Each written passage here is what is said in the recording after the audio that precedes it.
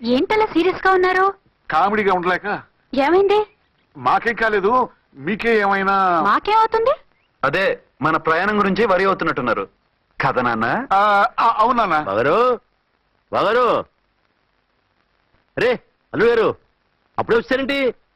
Urgent పని ఉండి వచ్చేసాను. మరి మా అమ్మాయిది మీ అమ్మాయ కాన్వెంట్కి వెళ్ళింది. కాన్వెంట్ కా? ఎందుకు? ఎందుకంటే చదువుకోవడానికి.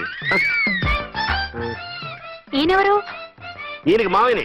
దూరం, బాగా దూరం చుట్టాం. దూరం ఏంటి, బాగా దగ్గర అయితేను. మా అమ్మగారి, తమ్ముడు గారి, పెదనాన్న గారి, బావగారి, బావమరిది తోడలుడివి. నువ్వెలా దగ్గర అవుతావయ్యా? మాట్లాడుకుని ఊనం. అంత దూరం. మీరు చెప్పిన వరుస అయితే ఈయనకి మావయ్య ఎలా అవుతారు? పెదనాన్న అవుతారు కదా. అబ్బే మామయ్యని నేను. మధ్యలో వరుస ఎక్కడో వరుస తప్పి రిలేషన్ రివర్స్ అయింది. నాకు తెలిసి ఎప్పుడు మన ఇంటికి రాలేదు ఈయన. అది మీరు వెళ్ళిన తర్వాత ఒక బలమైన సిచ్యువేషన్ లో రిలేషన్షిప్ కలుపుకున్నారులేమ్మా. అది బేబీ ప్రయాణంలో అలసిపోయి వచ్చుంటావు, వెళ్ళి స్నానం చేసిరా. పదమ్మా. అల్లుడు గారు ఏమిటిదంతా? మా అమ్మాయి ఇది నా జేబులో ఉంది. తీసుకోండి తీసుకోండి, ఉరకండి. మా అమ్మాయిది ఓ చంపేస్తున్నారు. మీ అమ్మాయిని ఇక్కడే హోటల్లో భద్రంగా ఉంచాం. అమ్మాయి హోటల్లో ఉంది. మరి అమ్మాయి ఎవరు? మీ అమ్మాయికి సవతి. ఆ రోజు వద్దు వద్దు అంటే పెళ్లి చేశారు. కనీసం ఆ నిజాన్ని ఝాన్సీకి చెప్పుంటే ఈ రోజు ఇన్ని ఇబ్బందులు వచ్చే కాదు కదా.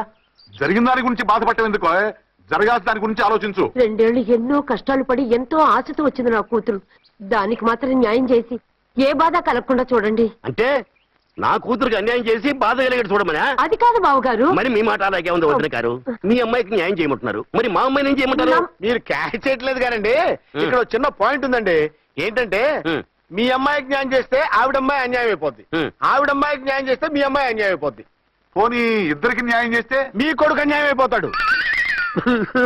రాయరు, ఇప్పుడు నా కూతురు గతి ఏంటి? నువ్వెందుకయ్యా ఏడుస్తావు? నా కూతురు జీవితం నాశనం అయిపోతుంటే నేను కాక మా పక్కింటి వాడు ఏడుస్తాడా? పరిస్థితి ఇలా వస్తుందనే ఝాన్సీకి నాకు శోభనం జరగకుండా చేశాడు దేవుడు. చివరికి నా కూతురుగా ఆ సుఖం కూడా దక్కలేదా? సంతోషించు, నీ కూతురుగా సుఖం దక్కితే నీకు దుఃఖం దక్కేది. ఇప్పుడైతే పెళ్ళైనా కన్యగానే ఉంది కాబట్టి నీ కూతురికి మళ్ళీ పెళ్లి చేయొచ్చు. ఏ వేళకోళంగా ఉందా? ఒకసారి తాడి కట్టించుకున్న తర్వాత దాన్ని మళ్ళీ ఎవరు చేసుకుంటాడు? హనీమూన్కి వెళ్ళొచ్చాక అది ఇంకా కన్య అంటే ఎవడు నమ్ముతాడు? అయితే నన్నేం చేయమంటారు? ఒక పెళ్ళానికి 2 భర్తలు ఉంటే తప్పు గాని ఒక మొగుడికి 2 భార్యలు ఉంటే తప్పు కాదు. కాబట్టి ఇద్దరితోనూ కాపురం చేయమంటారా? చస్తే చేయను. నేను మనస్ఫూర్తిగా ప్రేమించింది, పెళ్లి చేసుకుంది, కాపురం చేసింది అర్చనతోనే. తనే నాకు భార్య. నా కూతురు నీ భార్య కదా? ఆ అర్చన రాకపోయింటే నా కూతురుతో కాపురం చేసినోడే కదా? రాకుండా ఉంటే వేరే సంగతి. వచ్చాక ఏం చేయమంటారు? నేను ఉండేది ఒక ఆడదాంతోనే, అది అర్చనతోనే. నా కూతురుతో ఉండదంటావు? Nothing doing. మధ్యలో చెప్పు ఎవరు చేస్తావు? బాగారు బాగారు ఏమిటండి ఇది? నా కూతురు జీవితం నాశనం చేస్తారా? నా కూతురు జీవితం బుక్కి బాగు చేస్తారా?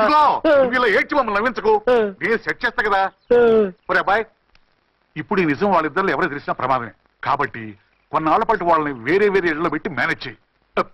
తర్వాత మెల్లిగా జరిగింది చెప్తే ఏం చేయాలో వాళ్ళే చెప్తారు. ఇది బాగుంది బాబు, అలా చెయ్యి. సరే, తర్వాత అయినా నా కూతుర్ని ఏలుకుంటాడా బాగారు? చచ్చినట్టు ఎలుకుంటాడు. ముందు ఇది ఆవేశం తగ్గించి ఇద్దరితోనూ క్లోజ్ గా మూవ్ చేయిస్తే ఆవిడ మావిడే అంటూ ఆటోమేటిక్ లైన్ లో పడిపోతాడు. అంటే ఈ రోజు నుంచి మా సిఐ గారు 2 in 1 అన్నమాట. కాదు,